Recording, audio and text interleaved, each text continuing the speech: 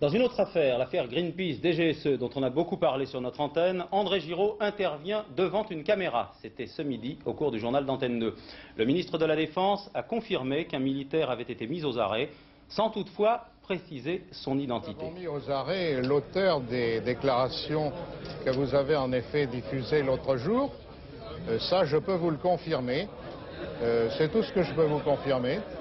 Monsieur le ministre, en prenant cette sanction, est-ce que vous ne craignez pas d'aggraver le malaise, puisqu'il est venu pour parler d'un malaise chez ses camarades les nageurs de combat ou à la DGSE?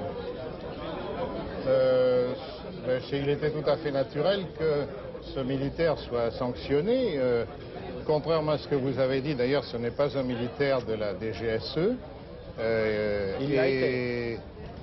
Il l'a peut-être été, je ne sais pas. Et il n'avait pas à se rendre à la télévision pour faire des déclarations.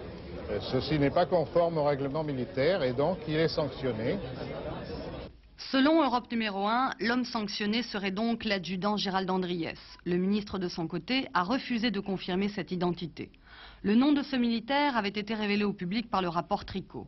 Gérald Andriès a été l'un des acteurs de l'affaire Greenpeace, il faisait partie de l'équipage de l'UVA. C'est sur l'île de la Réunion qu'il a été placé aux arrêts. Interrogé par téléphone peu avant la prise de cette sanction, Andriès a déclaré au journal Libération « Ce n'est pas moi qui ai parlé à Antenne 2 ».